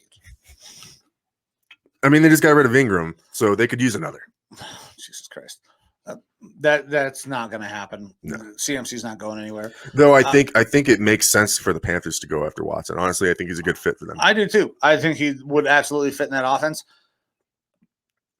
But the only way that I think Deshaun's waiving his no trade clause is to go to Miami.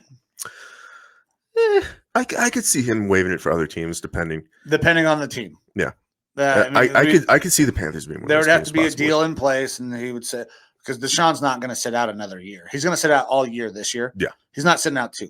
So if they say, "Hey, we're trading you to the Panthers," he's probably going to say, "Fuck it, fine." I think that he wants to go to the Panthers a lot more if McCaffrey's going to be there. Mm-hmm. But then again, he's also going to be looking at all these receivers who are pretty damn good, just dropping the fucking ball. Yeah, I don't. And it's not because Sam Darnold's throwing a weird spiral or something like that. It's just they've got a case of the drops right now. I also do think the Patriots could be boosted with a potential new wide receiver in their mix. I mean, that could happen, but we can talk about that in a little bit. We'll talk about that in a little bit. All right. So yeah, I got Patriots winning. I got them probably covering as well. I think I would vote the cover there. All right. Next game, Bills and Jaguars being played in Jacksonville, Florida. Jaguars, not so good. Bills are good. The Bills have had a weird couple hiccups here and there, but line right now is Bills -14.5. I hate picking covers that are that big, so I'm not but I'm gonna say the Bills are absolutely gonna win this one, and it could be closer to like 12 for me. I got the Bills, number 1 scoring offense, number 1 scoring defense in the league. Teams that have done that for this long in the season have made it to the Super Bowl. Jacksonville is awful. I got the Bills, and I have the Bills covering the 14.5. This is going to be a fucking rout. Yeah, I mean, I absolutely expect them to destroy the Jaguars. But again, like I said, I just hate fucking betting on covers that big. Yep. You ready to move on from that one? I don't think we need to talk a whole lot No, about it's the fucking Bills, and it's a landslide. Right. Whether they cover or not, they're going to win by 10 at least. Yeah. So we've got our afternoon games coming up. Chargers and the Eagles being played in Philly. We actually saw a little bit out of the Eagles last week versus the Lions, who we both were very heavy on. Hey, Lions, this is your first win. Didn't happen, and No. I'm not being fooled again. No, I'm not going to pick the Lions for a while, I don't think. But you never know. Chargers in this one for me. I still think that they're one of the best teams in the AFC. They did not have a good game last week. Herbert didn't look great. My boy Eckler still put up some points for me in fantasy. Yeah. But I like the Chargers a lot. I think they're in that top 3 to 5 teams in the AFC conversation. So I got them winning this one. Philly, I think, can come out some days and look really good, but for the most part, they're an average to possibly below average team overall. And so I've got the Chargers winning this one. I got Chargers, and I have the Chargers covering because the line was only 1.5. That's what it is right now as well. I think they can win by a field goal for sure. Mm-hmm. I think they're better than their 4-3 record would suggest. Eagles are getting better, but I got Chargers and I got the cover. Yep. All right. Next, we have the Packers and the Chiefs being played in Kansas City, and the line is Kansas City -7 now. Yeah, Kansas City for me. I don't trust Jordan Love at all. Last week with the Packers not having receiving threats and stuff like that, they were able to come out and beat the Cardinals, which was an upset for sure. Yeah. But part of that is because you have your quarterback playing, and Aaron Rodgers is used to playing with lesser talent around him, and he's able to make that work. And it was a struggle. It was a struggle in that game for him to play with lesser talent. You were seeing balls get dropped. You were seeing him get frustrated and things like that. But this week you don't have Aaron Rodgers. No. So I don't really care who the receivers are at that point, because the Packers offense is going to struggle. They would have to try to survive on the ground game, and they've kind of shied away from that a little bit, which is, Packer fashion. They've got a great running back, and they haven't been utilizing him as much as you would expect or hope. And I mean, I guess it makes sense when you have a quarterback and wide receiver duo like they do with, Devontae Adams and shithead Rodgers. So, Chiefs -7. I don't know. Well, actually, I do know. I'm never picking the Chiefs to cover the line, but I do have them winning because the Chiefs fucking just don't cover. No, they fucking don't. But I am picking them to win this game. Look, Mahomes has just – there's been a lot of shit coming out about how people are calling Mahomes like a fraud and stuff now, and I'm not willing to jump on that bandwagon yet. He is having a bad year for Leads him. the league in interceptions. Yeah, he is not having a good season, but we know who he is. We know the talent is there. I don't think that he just fell off a cliff. No. He's having some sort of a weird year. That team is having a really weird year, much in part because they don't have a defense. It doesn't seem like they trot 11 guys out on the defensive side of the ball week in, week out. But the good news for them is that they're playing a Packers offense that is completely neutered. So they have to kind of focus on the run and then let everything fall from there as far as the cards. So Chiefs in this one for me, absolutely. Again, I'm not going to pick the cover because I don't pick the cover of the Chiefs. Okay, so I got the Packers covering the 7 points because the Chiefs don't cover. Right. I have the Packers winning. The Chiefs' offense is getting better, but there's still a lot of turnovers. Ton of turnovers. That Packers defense is getting much, much better. They now have their defensive coordinator back. I think they squeak out a win. Jordan Love gets a win. And honestly, this is maybe just the universe. Ton of controversy around Aaron Rodgers right now, right? What better way to usher Aaron out than Jordan Love comes in, starts his first game, and gets a win against the Kansas City Chiefs? This is storybook. Ugh. This is exactly what the Packers do. You know this. This is storybook. The Packers with backup quarterbacks have just not looked good though. And I'm expecting that trend to continue. Well, that's because they had fucking Deshaun Kaiser and what the hell is the kid's name? But Love ain't good. Love's not good. I think Devontae will he's help another him a Deshaun lot. Kaiser. I think Devontae will help him a little bit. And they're going to really depend on the legs of Aaron Jones. I think Aaron Jones has a really, really good game because that Kansas City defense is fucking terrible. I think the Packers eke this out on a last-second field goal. I got Packers. All righty. Well, we will agree to disagree on that one. Fuck. All right. Next game, we've got the Cardinals and the 49ers being played in California. I'm so excited for this because this is the easiest fucking line pick that I think I've ever San Francisco made. minus 2.5. Exactly. Do you know why? Tell me. Talks about Kyler being hurt. No, Kyler is hurt. Kyler's got an ankle. Yeah, but there's talks about him not playing. I don't care. Yeah, I got the fucking Cardinals. All right. I got the Cardinals winning. Give me the fucking 2.5 points of the Cardinals because that Cardinals team is so goddamn good. Their defense is improving. They're really good against the fucking run, which what does the 49ers do? They run the fucking ball because Jimmy G is not a guy who I'm worried about beating me. I think the Cardinals can stack the box. I think they can play fucking man coverage, and unless something has changed in the last 24 hours, George Kittle is still on the goddamn IR. Oh, he's going to play. Is he going to play? Yeah, they said that they're going to activate him for Sunday's game. Of course they fucking did. He's not going to be 100%, so I don't know if you're going to see a ton out of him. And the Cardinals actually have the number 1 defense against tight ends right now. Not that means a ton. I do expect Kyler to play. But if he doesn't, you know who the backup is? Not a clue. Colt McCoy. Oh, give me the fucking Cardinals, baby. Right. Give me the fucking Cardinals. Yeah. So line being San Francisco minus 2.5. Yeah, I'm still picking the Cardinals here all day. Yeah. But they're a better team right now than the 49ers. Garoppolo has not been looking great. There's still talks now about how long before they just have to start playing Lance to make sure that he gets more reps and more time. Well, they're 3-4 right now. They drop to 3-5. I think we start seeing Lance get those starter reps. Yeah.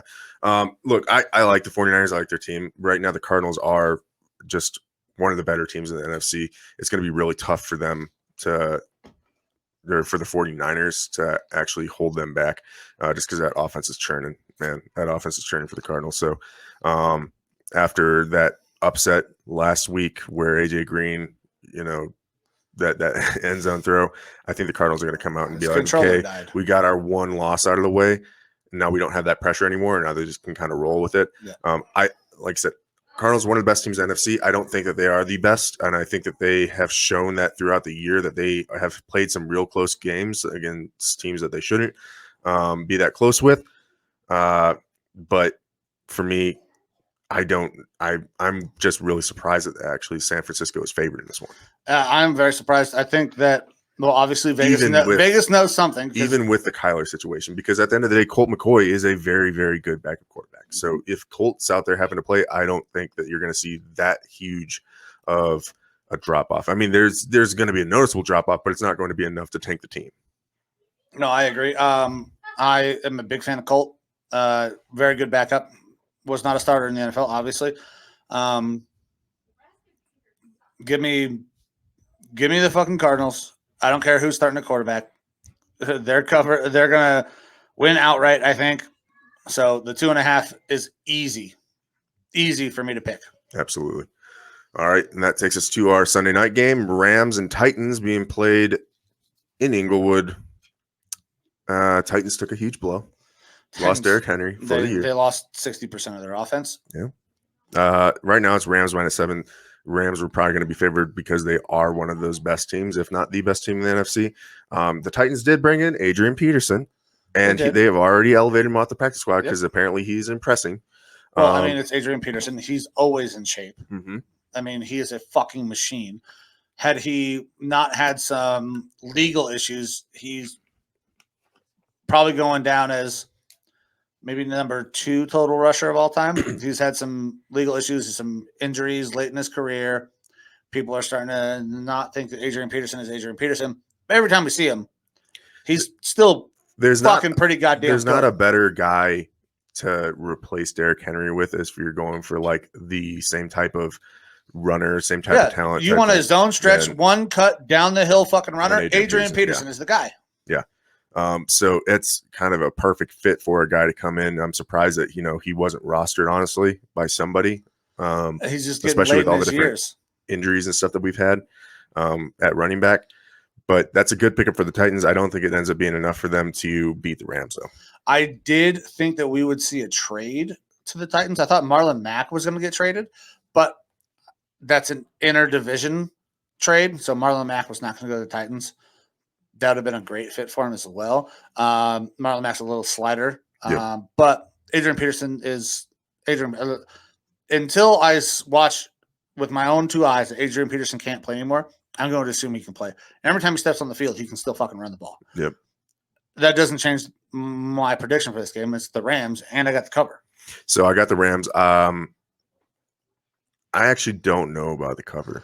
Well, it's -7 right now. Rams just got rid of Deshaun Jackson and may be boosted by another wide receiver possibly coming to them in the near future. It wouldn't help them this game. Nah, it would not help them this game. But no. I don't think the Deshaun Jackson losing him really makes too much of a difference because there was a mutual decision to that like they've already got the receiving threats in Kupp, Woods, and Higbee. Rams -7. I think the game probably will be around that touchdown mark, so that's close for the cover for me. But I do have the Rams winning this one. Yeah, I got Rams, and I have the cover because I want $43,000. All righty. Monday night games, Steelers and Bears being played in Pittsburgh. Pittsburgh -6.5 right now is the line. Both teams are not very good. No, neither one of them is very good, which is very depressing because the Browns just lost to the Steelers. Their offense ain't good. We held them to 15 points. I don't know what the status of their kicker is, if they have signed a new guy or if the Boswell is going to be back. Not sure. I got the Steelers. The Bears are just really not good. I'm not going to count out the Steelers at this point in the season.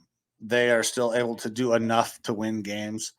And I have not seen that out of the Bears. I have the Steelers covering. That's not one I feel super comfortable with. Yeah, I've got the Bears with the cover. I'm not sure about the win. It's like both teams kind of are just like nothing. I can make arguments for both of them. It's not necessarily a toss-up for me. I think the Bears win, but I definitely have them covering. You think the Bears win or the Steelers win? The Bears. You got the Bears winning? The Bears, yeah. The Bears. Yeah, I think the more time that Fields is out, or Justin Fields is able to be out there, he's getting more acclimated to the game. Sooner or later, it's going to start to click a little bit more because I think he's really talented. And the Steelers just don't do it for me.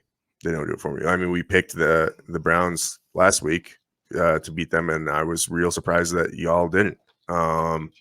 Yeah, fucking me too. So I'm going with the Bears on this one, yeah. Okay. All right. Well, there's another one that we disagree on. Yep. All righty. So that brings us to back into Sunday morning. Our two teams playing. So first off, we have the Vikings and the Ravens. They're playing in Baltimore. The line is Baltimore -6. I'm not surprised that Baltimore is favored here. I honestly expected them to be favored a little bit more. They're coming off a bye week. Typically, they play pretty good off of a bye. The Vikings and Ravens all time are 3-3. All right. So interesting little tidbit about that is that it tends to be a pretty defining game for the Vikings when they play Baltimore. So in those 6 games, in the wins that the Vikings have had, they've actually gone on to the NFC Championship game. Oh. All 3 times. Okay. In the 3 losses, their head coaches have been fired in that same season.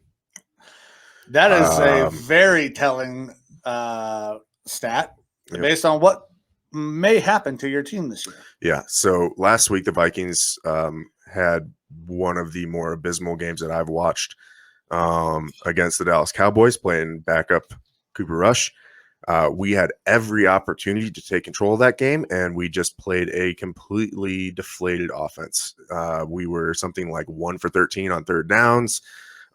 We kept on throwing way behind the sticks, especially on third downs, lots of screens and things like that.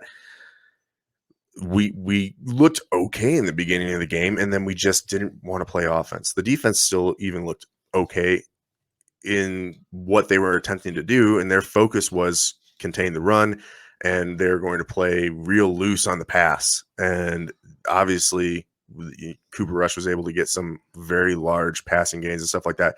And even despite that, like, we looked like the better team in that game that just was not wanting to play, in my opinion. It was extremely disappointing to me that players are starting to get frustrated. They're starting to say things. I think that this was kind of the nail in the coffin for the Mike Zimmer era. The only way that Mike Zimmer survives this season now is if in these last 9 games we were to go, I want to say like 8-1 or 7-2.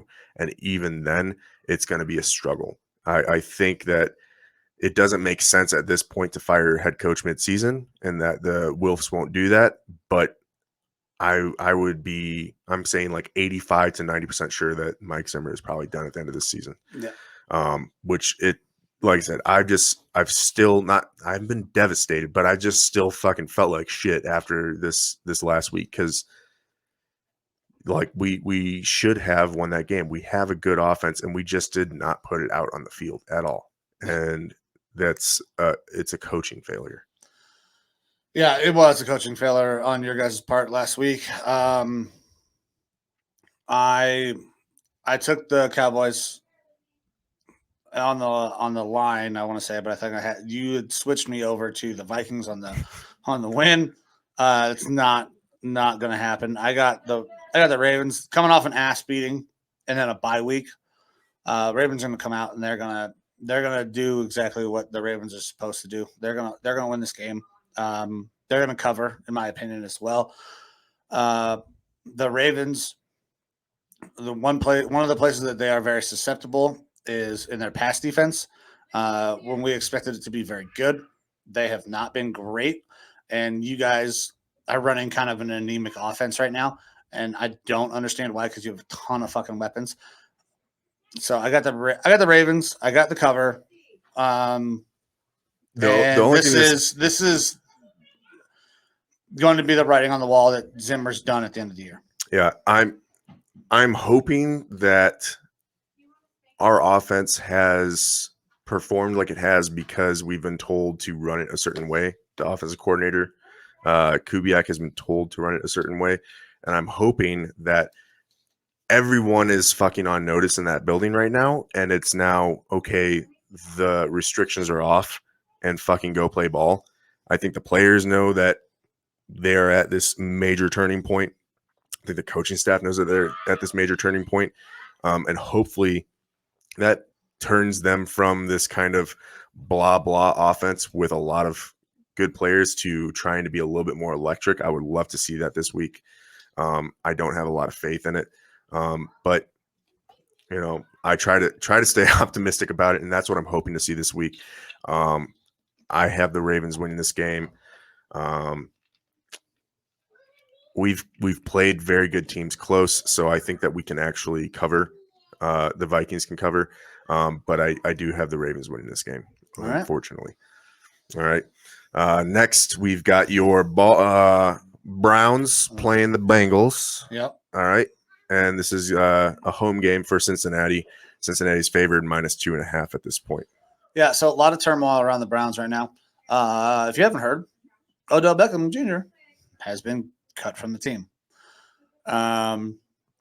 It appears that based on the way the negotiations were structured, they decided to cut off the last 2 years of his deal, and they're going to release him and still pay him the 7.5. Oh, no, I'm sorry.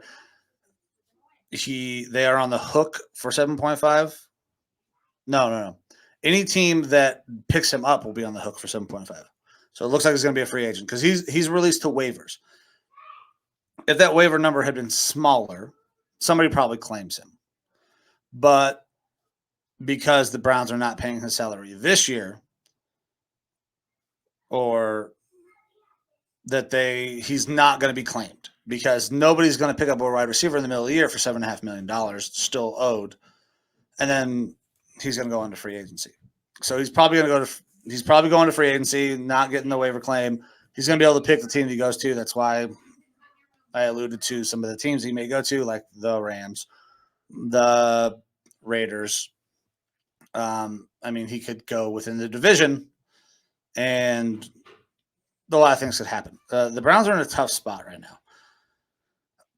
now. Our coach, Kevin Stefanski, is not really doesn't say there's no sound bites that come from him. This week he said this is basically a must-win game. We are desperate for a win. That is the most boisterous thing that you will probably ever hear Kevin Stefanski say. And we are starved for a win, but we're not going to fucking get it. And that sucks. I think Baker will play well because he plays better without Odell. He does. I think Nick Chubb will have a decent game. The Bengals are fucking good, though. The Bengals are really fucking good. They dismantled the fucking Ravens. Their weapons on offense are fantastic. The only way I see the Browns really pulling this out is if we can get a ton of pressure against that kind of weak offensive line for the Bengals. But I can't. I mean, the Bengals lost to the Jets. Yeah, the Bengals lost to the Jets last week. So they lost to the Jets last week, which means they're fucking on notice that shit's not acceptable. Now, Mike White played a goddamn great game. He did. Which is why he should be starting instead of Zack Wilson. But I can't pick the Browns in this game because of all the turmoil, because of all the things. I think it'll be a close-ish game. But I got my Browns dropping this game. The line right now is the line that I got anyways was Bengals -2.5. I think the Bengals can win by a field goal. It is for sure. It is Bengals -2.5 right now. I think the Bengals could win by a field goal, but I know you're down on that situation right now. I still think the Browns are a good team. They're hurt, but getting Odell, look, I think getting Odell out of the building was a helps. Good thing. The way that they did it, you should have fucking traded. We should have fucking traded I wanted him you guys to trade him to the Saints from the beginning of the year. There were reports that Odell had requested to trade during training camp. He requested to trade again on the week of. I just think he's a bad teammate, dude. I'm not going to say that because by all accounts, everything that's coming out of that Browns locker room, he's a great teammate. But Baker and him were never on the same page. He's done this shit wherever he's at, where he tries to force himself out or talk to other players, being like, make your team trade for me and stuff like that. He likes getting poo-poo on his chest. But that's not good locker room stuff. But here's the thing. I can't back that up because every report that I hear is that he was fantastic inside the building. Him and Baker have a good relationship outside of the building. It's just they could not connect inside the building. It seems like there's a PR campaign run, though, by Odell and his dad and his whole crew to try to get him out of there. On that whole thing with Odell's dad did not put together that fucking video. No? No. The J Daddy Productions. I don't know if you'll ever see this, but really good job putting together those video clips of Baker missing those throws. Now you could do that with every fucking quarterback in the NFL as well, missing guys that are wide open. That happens all the time. But Odell's dad didn't put that together. Odell didn't tell his dad to put that together. That was already out on the internet for almost 2 weeks before he posted it to IG. So Odell wanted out. That is very clear. Odell wanted out. He's wanted out for a while. They didn't click. There was an excellent report, and I don't remember her last name, Aditi. She's a reporter, I think, for NFL Network. Did an excellent job. They just were never on the same page. We run a very much rhythm and timing offense, and there's a lot of times where Odell's not where he's supposed to be because Odell is not necessarily a rhythm and timing guy. He is a playmaker. Odell likes to do things outside of what's written into the scheme to get himself open. So they were never on the same page. Baker is a rhythm and timing thrower. Like, even when we move the pocket, it's for a read. That's that's where he's looking. And he expects guys to be in that spot at that time. And it just never hooked up. So I don't have a problem with Odell wanting out. I don't have a problem with Baker not throwing to Odell because he's not in the right spot, because that's the way the offensive scheme is structured. They should have traded him. It was a terrible decision to not trade him. To not even get nothing a low back. pick for him. Now really sucks. It does obviously take money off the books next year when the cap goes up again. The Browns may be in a position to draft a really good wide receiver somewhere in the middle of the first round, unless we can drastically improve. Browns are getting Donovan Peoples-Jones back this week. I have said before, give me DPJ over OBJ. Those guys work well together, and OBJ and Baker didn't. This game is set up for the typical Brown. And this is me being a Browns fan my entire life.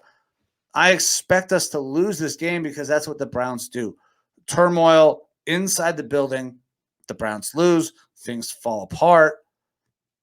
I placed a bet on the Bengals to beat us. I would be happy to give that money to Caesars if the Browns can pull off this win. I just don't see it. It could be difficult, but I think the Browns are a good team. I think that this helps them a little bit with OBJ being out there. Like you said, DPJ is coming back. I'll fucking do it for you. I'm taking the Browns. Fuck yeah. There we go. Somebody's got to do it. Yep.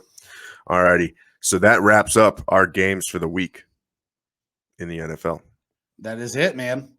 That is it, right? That is it. That's all of them. We got plenty of buys this week. So. Yeah, there were quite a few buys. Well, you did say we are playing each other in fantasy this week, so we'll see how that turns out. Right now, I'm projected to win, and I am winning. My team has slowly gotten better as the year's gone along. I am so I'm lucky there. Running back hell. I have Alvin Kamara. I just don't know why you didn't pick up Adrian Peterson. No one did. I was like, I'm not going to pick up Adrian Peterson because I've got other spots on my roster that I want to focus on. But then, like a day or two ago, I was kind of like, well, he's still out there. Fuck it. I'm going to go get him. Yeah, I thought about it. I'm going to roll with Pollard as my other running back. Now, this is one of those weeks where I have now placed a bet on the Bengals. My fantasy team is very much predicated on the Bengals because I have Joe Burrow, a quarterback. One way or another, I'm going to be happy. Either the fucking Browns are going to come out and surprise me and get a win, or I think Joe Burrow is going to light us the fuck up. And maybe I will come back and beat you. I mean, I did have my defensive player scored 10 points. Yeah, it's pretty good. Not bad for a linebacker. And it's someone that you just picked up too this week. Someone I just picked up this week. I've been searching for the right answer at my defensive player. It's going to be very interesting. You have Quarantillo Patterson and Austin Eckler, who are two very good running backs. We're in a PPR league. I got Tony Pollard. However, I'm really excited that you're going to be rooting for Justin Jefferson to do really good this week. And it's also going to hurt you in fantasy because that's fine. Hey, fantasy teams are going to get their points. Yeah. They're going to get their points. I'm fine with that. I got the Cincinnati Bengals defense. I got CJ Uzomah. I got a lot of Cincinnati guys. of Bengals going. I got a lot of Bengals going this week. So one of those rough parts of fantasy is when you got to root for your players or your team. What do you do? I've already made my pick. I would love to see us win. Mm-hmm. And if the Browns winning means I lose this fantasy game, that I take that as an absolute W. If the fucking Browns lose and I beat you in fantasy because you are absolutely projected to beat me, that will be a little bit less of a W, but I will take it. Hey, fair enough. Fair enough. All right, man. You got anything else you want to go over? I don't think so, man. We hit on some MLB. We got some NHL. We got ton of UFC in there, a little bit of college. Ohio State's not going to cover, and I'm going to fucking shoot myself now. But yeah, we got all the NFL stuff. It's been a good day. Had a couple drinks. I've enjoyed laying us out there. I mean, it's been a weird day for the show. We had a lot of conversations that were not necessarily about football, but were in the world of football. some things that, obviously we had to take some shots at people. Also get some good messages out there. Once again, guys, if you are struggling with mental health, please go get some help. Do not fucking drink and drive. I don't know how many times that I can say that. But other than that, man, I got nothing else. You got anything for him? No, sir. I gotta get home and get ready for some fights for tonight. Some fights. Yeah. All right. Well, let's get the fuck out of here. Guys, thank you very much. This is the Lineman Lounge coming to you from Hangar 6, where sleeves are optional. I actually opted in today. Went with the short sleeve hoodie instead of the sleeveless hoodie. Thank you guys. You guys are awesome. You can check us out on Facebook, Instagram, Twitter, TikTok. We are on YouTube. You guys can catch the entire episode on YouTube. There are also going to be some clips coming out after I edit this thing, so you guys can go to the playlist and check out just some specific clips if you're looking for a specific team. And yeah, guys, everything that you do, everything, the way you guys support us with your feedback, we appreciate. I think we're going to try to maybe institute some new things to the show. Got some feedback over Halloween weekend. We got to start coming up with a Lineman Lounge parlay. So the things that you feel the best about, well, I think we'll probably go with 4-leg parlay. You come up with the 2 things that you feel the best about. I'll come up with the 2 things that I feel the best about, and we'll put that out there as a bet. I will absolutely bet it every week. We'll see if we can make some money. Little combined effort rather than our own individual picks, because I know people like the betting aspect of this. We got some people who are very, very big gamblers.